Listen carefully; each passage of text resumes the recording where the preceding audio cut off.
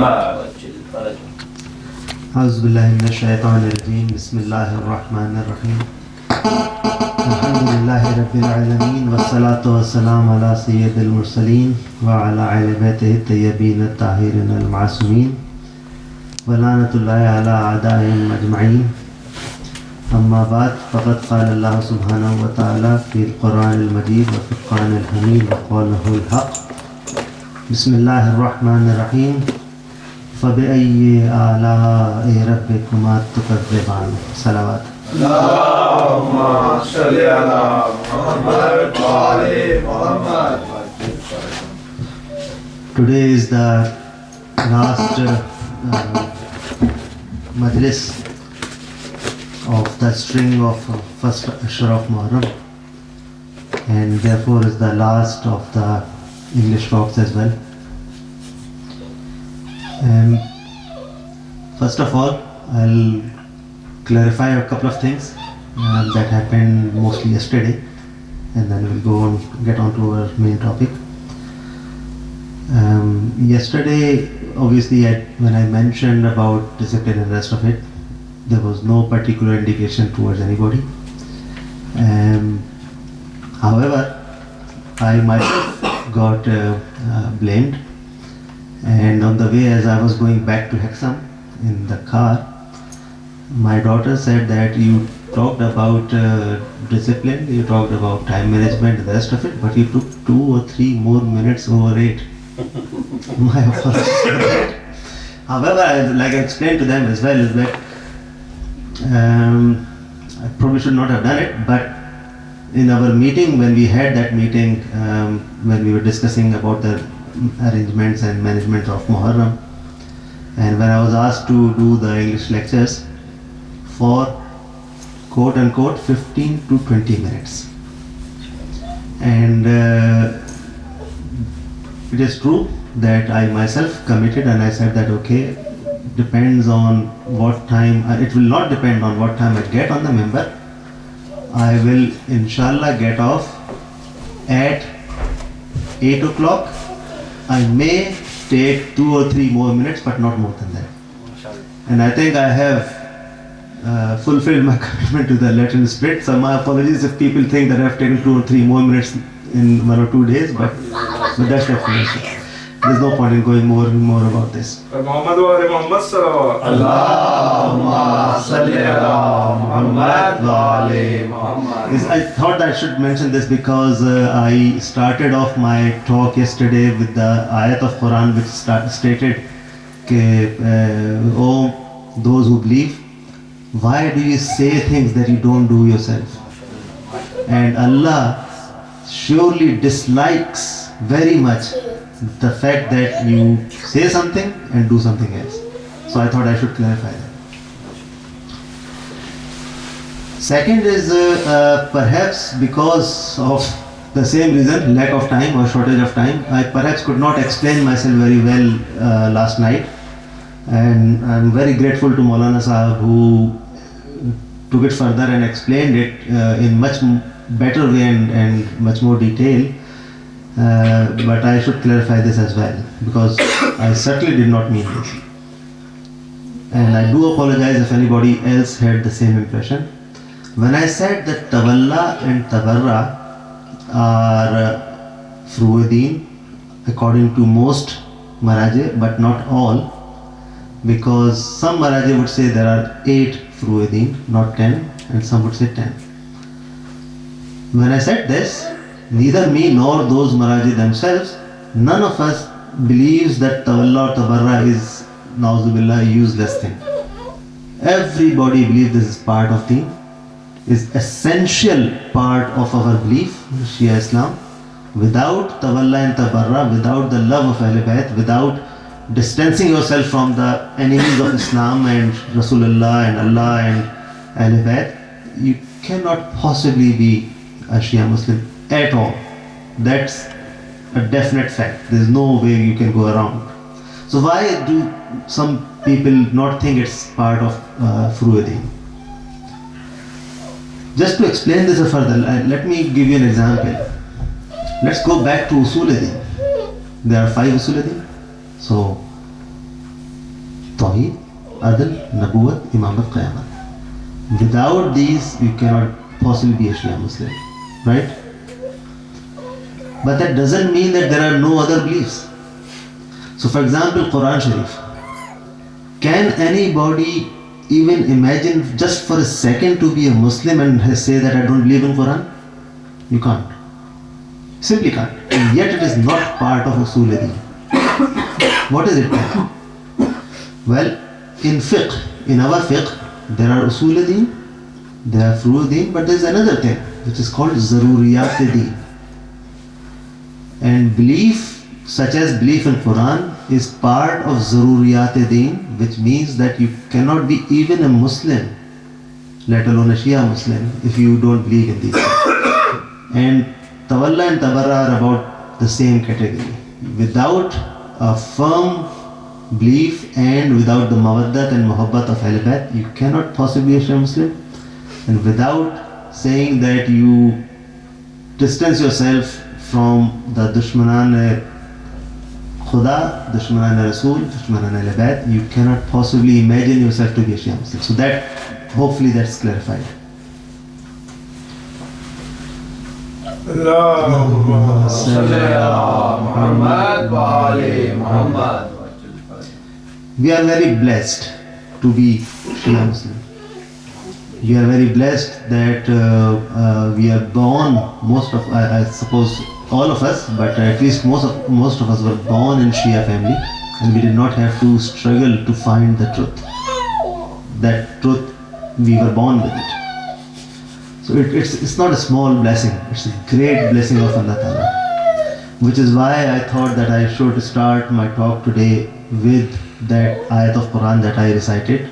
فَبِأَيِّ آلَاءِ رَبِّكُمَا تُكَذِّبَانِ. So, the groups of jinn and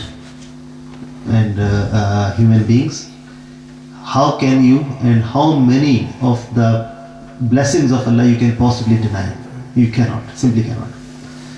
And obviously, being a Shia Muslim is perhaps the greatest blessing of all. And it's part of our privilege that we get this great school or university, the largest in the world, in the form of teachings and training during the first Ashra and rest of Muharram and Zafar and Ayyam Azad. I think it's the duty of all those who come to recite anything from starting from Rubai to the Marsiya to the main majlis, to try and see what they're saying and try and convey their message, which may have some meanings and hopefully some teaching and training and things to ponder upon for everybody else, including themselves. So it is a great blessing that we get these days where we get all these opportunities. But I think our duties do not end there. I think we should reflect upon what we gained. Are we a better Muslim? Are we a better human being? Are we a better Shia Muslim at the end of this period? So at the end of this Ashra, have we learned something? If we haven't, then spending 3 hours or more in this Imam Barga and anywhere else that you go to, what have you done? So it's the 12th night tonight, and 12 times 3 is 36. 36 solid hours of teaching and learning, and if we've not gained anything and if we've not improved ourselves, our understanding, our behavior, our thoughts, then we have wasted our time and have given a bad name to this institution. Students, we are all students. Students are the real face of any school or university. And if you are a bad student, we give a bad name to that institution. So we keep hearing this from all ulama and ourselves. We keep saying that you should behave in a way that people see you and they say that, well, this is the follower of Ali. This is not a small task. Look at people walking outside, look ourselves. how can you tell that this is a follower of Ali and the others are not? It's very difficult. But to achieve that, you need to be consciously thinking and trying to improve ourselves. And these, like I said, is the one of the greatest blessings that we have. So what do? Obviously, we have learned things, but unless we go back and reflect and think about what we have learned, you are going to forget. Nisyan or forgetfulness is a great blessing as well at times, but is also something that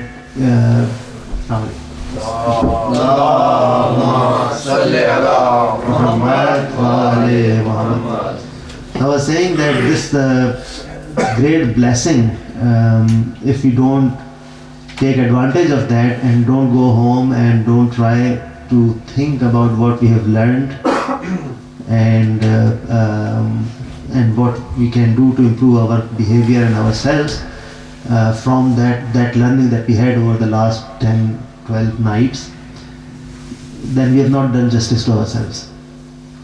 So I thought it would probably be a good idea to very quickly summarize on what I have tried to convey to myself and as my friends and colleagues, to yourselves.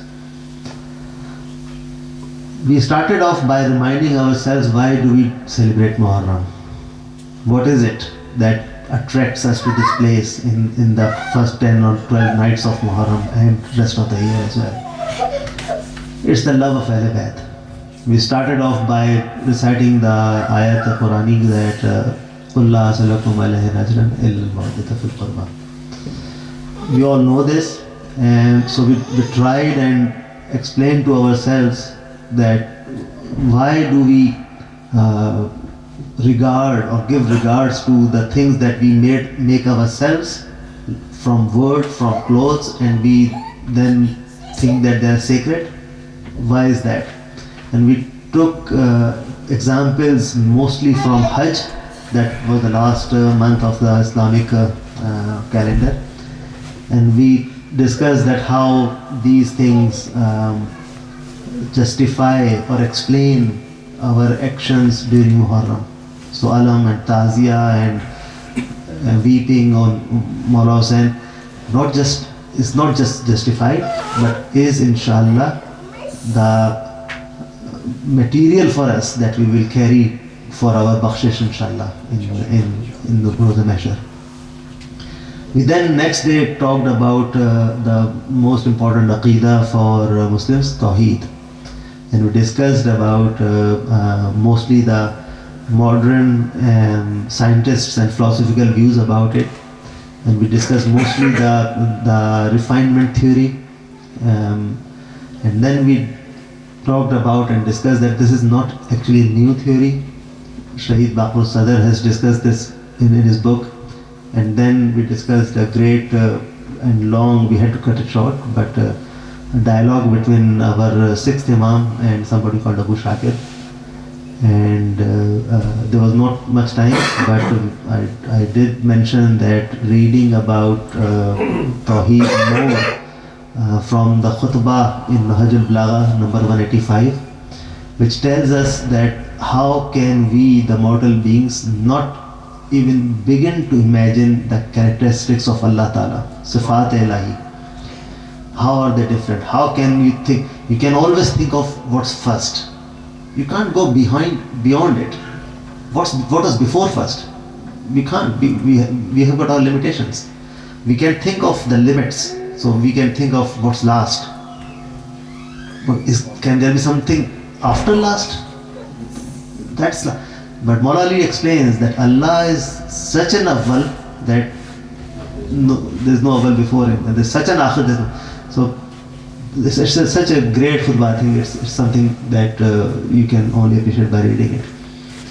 Then we discussed about Aqidah Imamat, and from all the ayat and hadith, we discussed that how come Shias believe in Imamat and we discussed that there are some other people, Ahl brothers and sisters, who believe in Ulul Amr, but the differences between us and them in that concept. And then we discussed about our Aqidah, Taqleed. And we discussed that without having Taqleed, for a Shia Muslim, we can't imagine that our ibadat can get accepted. And we mentioned that there are, at the moment, there are, mashallah, many maraji, but the two most common ones, commonly followed ones are Ayatollah Sistani in Najaf and Ayatollah Khamenei Rahbar in Iran. And then we moved on towards akhlaq.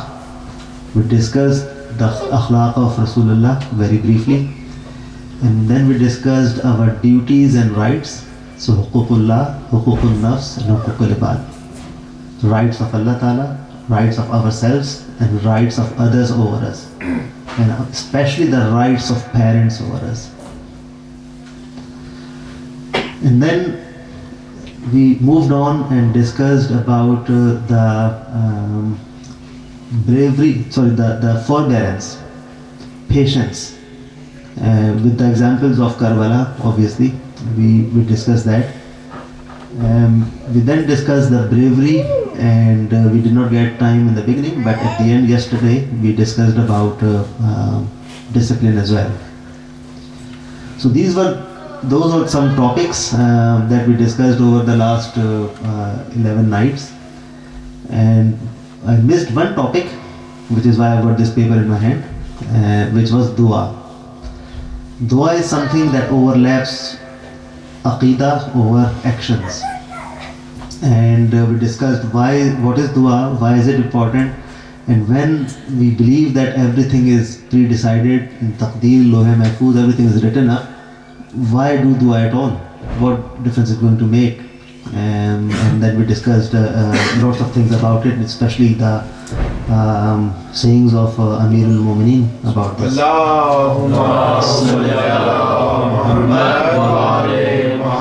Let me just to get connected to my talk today, let me just remind you of a very small or short famous event that happened with Prophet Musa alayhi salam. Prophet Musa with his companions was passing by, and he saw a celebration, a wedding ceremony. And he spoke to his companions and said, well, look at them, they are so happy now. But what they don't know is that the groom, he will not even enter his bride's room, he will be dead before that. And he went away. And next day, the same way they were coming back, and the companions obviously believed him every word that he said, was surprised to see that instead of seeing people digging the grave, they were still celebrating, like Walima, or next day whatever happens. So they got very surprised. They said, obviously you are not a liar, you are the Prophet of Islam, whatever you say is true, but what happened here? And they found out that that groom was still alive and happy. And Musa alayhi salam said, well, let me ask myself what happened. And then he discovered that prophecy or that prediction of Musa alayhi salam was somebody conveyed it to the bride. And the only thing she did from then on was went into prostration in sajda and asked for the life of her husband, newlywed husband. And kept going on until that time when that groom was supposed to die, passed out, and the groom was still alive. So dua can change things. Dua is a powerful thing, which can change things, and it's quite important. So we discussed that there are some recommended ways to make duas on the basis of, the scholars have mentioned this, on the basis of the teachings of Ahl Bayt. They say that dua should always be spontaneous and simple worded. Tasannu and takallufat and big words and making it sound like artificial, it has to be full of ikhlas. Otherwise, like Prophet Rasulullah said, when the heart or attention is diverted elsewhere, dua is not accepted by Allah. And ayat number 56 of 7th Surah Al-Araf says, وَادْعُوهُ خَوْفًا وَطَمَعًا.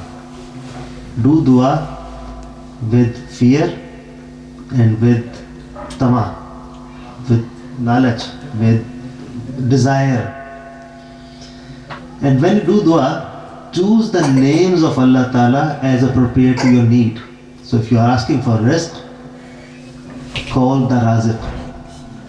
If you are asking for Shifa, call Shafi, and so on. And make an appropriate appearance towards Allah.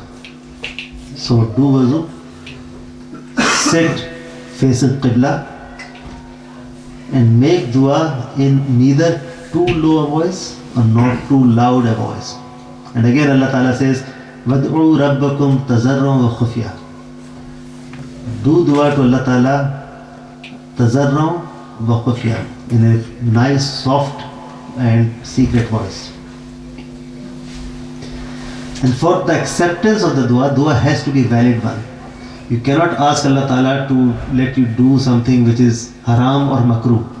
It has to be at least mubah, whatever you are asking. And make sure that when you do dua and all the other times, your stomachs are filled with the pak rizq. Imam Hussain in Karbala, when people said that you've done so many sermons and so many other people have done the same, but why don't they get effect? And he said that the reason they don't get effect is that their stomachs are full of haram. So things like these stop the duas and anything else to have its effect. And make dua with other mu'minin and mu'minat, because who knows whose dua is liked by the Lord and gets accepted. So don't do dua, but do dua on your own and alone as well, but also do it in congregation and see if other mu'min and mu'minat's dua can get accepted. There are higher chances of duas getting accepted if the parents do dua for the children. And there are certain times and places which are more likely for the dua to get accepted. For example, doing dua after all the prayers, the wajib prayers, namaz. Doing dua in places like Haram Imam Hussain alayhi salam. And if you are lucky enough to have your father with you, that's great, ask them to do dua for you. But if you've lost your father, it's said that if you want to do dua and you are very worried about it, go to the grave of your father and do dua there. It gets more chances of getting accepted. And start your dua by doing hamd first, praise to Allah Ta'ala. Count your blessings and thank Allah Ta'ala for them. Then say salawat for Muhammad wa ali Muhammad. Because under the acceptance, under the shadow of the acceptance, this is the dua which will never get rejected. Salawat. So once you have done that dua, you know that dua is going to get accepted. Then say a dua and finish it with salawat again. So sandwich a dua between two salawat. So it's and have the feeling and the belief that Allah Ta'ala's shan or mercy is much higher than accepting something and then not accepting something and then accepting something. If you're accepting first and the last, hopefully the middle will get sandwiched and get accepted under the shadow of that as well. Muhammad wa ali Muhammad balantar salawat. Allahumma salli ala Muhammad wa ali Muhammad. Admit our own sins and shortcomings when we're doing the dua. So like Ayat Karima says, La ilaha illa anta subhanaka inni kuntu minadh dhalimin. Recite that and do your dua as well. Mawla Amirul Mu'minin in Dua Kumail says, Ya Sariur Rida, ighfir laman yamliku ila dua. He who gets quickly pleased, Sariur Rida, who gets quickly pleased, forgive me as I do not possess anything except dua. And then do the dua in the very clear words and end the dua like I said with salawat. In fact, do salawat in the middle of the dua as well to make it even more accepted. I think I should end there with the dua that most of these things were taken again from Mufti Zafar Hussain Saab's book. So may Allah Ta'ala give Mufti Zafar Hussain Saab the respect and the place that he deserves and more. May Allah Ta'ala also give sihat and shifa to the mother of Isbar and anybody else who's ill. May Allah Ta'ala also bless our those friends who are still waiting for the mercy of Allah Ta'ala and have children, such as Ijaz Bhai and Asfar. May there be peace in the world. May there be peace in for the Mu'mineen all over the world, including Pakistan, Iraq, Iran, Lebanon, wherever they live, Syria. And may Allah Ta'ala accept all our ibadat over this period of Muharram and inshallah later on. Wassalamu alaikum wa rahmatullahi wa barakatuh.